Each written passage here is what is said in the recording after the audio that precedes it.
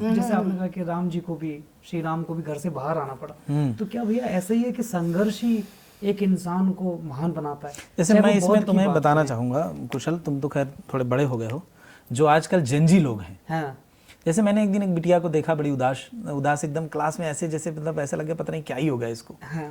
तो मैंने ऐसे ही पूछ लेता हूँ कई बार मैं कि भाई बच्चे क्या हुआ, तो बोले सर आप समझ नहीं रहे, बहुत दिक्कत है।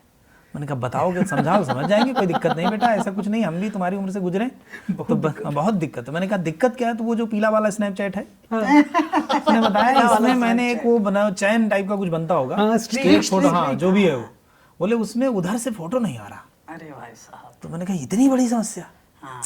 मैंने कहा ये तो गंभीर समस्या है। तो मैंने उससे लगभग 20 मिनट बात की, तो मुझे लगा कि बताओ जो नई पीढ़ी है वो इस बात से परेशान है कि वो उधर से नहीं आया।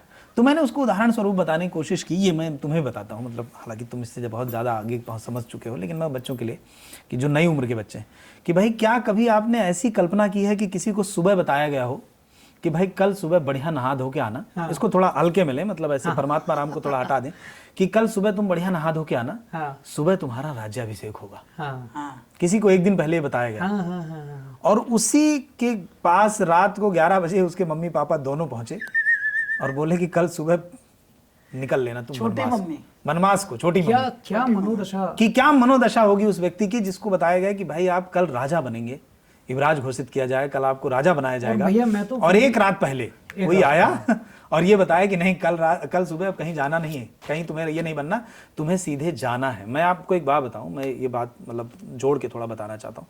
एक श्री कृष्णन सर हैं, हाँ। गुड़गांव में रहते हैं। वो उस समय 63 साल के थे जब मैं 2014 की बात कर रहा हूँ। उन्होंने मुझे हायर किया संस्कृत पढ़ने के लिए, मतलब मैं पढ़ाऊं उनको आकर के घर में, पढ़ाने के ऐसा मतलब मैं पढ़ाने गया उनको, उन्होंने पढ़ने के लिए मुझे हायर किया। तो मैंने उनसे निवेदन पूर्वक पूछा कि मैंने कहा सर आप BMW भेजते हैं मेरे लिए मुझ जैसे विद्यार्थी के लिए, और इतना सारा पैसा देते हैं मुझे, ठीक ठाक पैसा देते थे। तो मैंने कहा क्यों, आपको क्या जरूरत पड़ी, आप रिटायर्ड CA थे, वो न्यूजीलैंड में नौकरी की उन्होंने पूरी जिंदगी, उनकी पत्नी जो है वो मेदांता में सीनियर डॉक्टर है, और ठीक ठाक घराने के लोग, ठीक है ना, MG रोड में उनकी कोठी है। तो उन्होंने कहा कि भाई जैसे ये good question mister Shukla, Tamil Nadu के थे, कहा ये तुमने बड़ा अच्छा सवाल किया। तो मैंने कहा कि बताइए सर आप क्यों पढ़ना चाहते हैं। उन्होंने कहा कि मेरे पिताजी अमेरिका में रहते हैं, मेरे छोटे भाई के पास, मैं 1 महीना छुट्टी लेकर के उनके पास जाता हूँ, ठीक है, हमेशा से जाता हूँ परिवार के साथ, और उनको 1 महीने का पूरा वाल्मीकि का पारायण सुनाता हूँ। तो कहा पिछली बार जब मैं उनको सुना रहा था तो कहा मैं वो किस्सा सुना रहा था, थोड़े पिताजी चिड़चिड़े भी हो गए, थोड़े बुजुर्ग मतलब ज़्यादा उम्र हो गए, तो बीमार रहते हैं तो लेटे ही रहते। तो कहा जब मैं उनको वो किस्सा सुना रहा था कि कैसे सुमंत्र भगवान राम और माता सीता और उनके भाई लक्ष्मण को वहाँ सरयू के तीर तक छोड़ता है, और उसके बाद देखता है कि उनके आभूषण इत्यादि वो उतार रहे हैं और वापस देने के लिए, और उसके जो है बरगद के दूध से जो है लटाएँ बना रहे हैं। कहा वो प्रसंग मैं उनको सुना रहा था, और कहा मेरे पिताजी अचानक बिफर पड़े, नालायक बदतमीज कहेंगे, एक व्यक्ति जो अभी कल राजा बनने वाला था वो इधर वनवास को जा रहा है और तुम्हारे टोन में कोई चेंज नहीं आ रहा है। बेवकूफ आदमी, ना तुम्हें रस का पता चल रहा है, ना तुम्हें शब्दों का पता चल रहा है, ना तुम्हारे जो है क्या नाम है आंखों में कोई वो करुणा है, ना कुछ है। ऐसे पढ़ोगे तुम रामायण, भागो यहाँ से, दबाओ ये समेट के चलो भागो। तो कहा उन्होंने मुझे भगा दिया।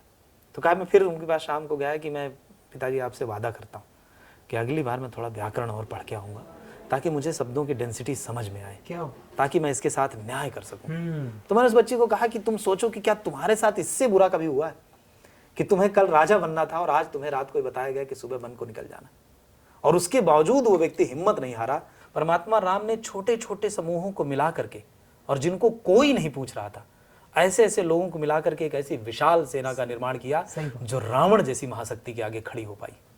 ये कितना बड़ा मैनेजमेंट है, और कितनी जीने की जिजीविषा देता है कि आप कितना ज्यादा बच्चों के लिए कितना वो है कि भाई आप इससे सीखें। आप राम को नहीं मानते, छोड़ दीजिए, आप परमात्मा राम को नहीं मानते, आप दशरथ के बेटे राम को मानते हैं। हाँ। उससे सीखिए कि आपका राज्य चला गया, हाँ। उसके बावजूद आपने एक इतनी बड़ी सेना खड़ी की जो रावण जैसी महाशक्ति के सामने खड़ी थी।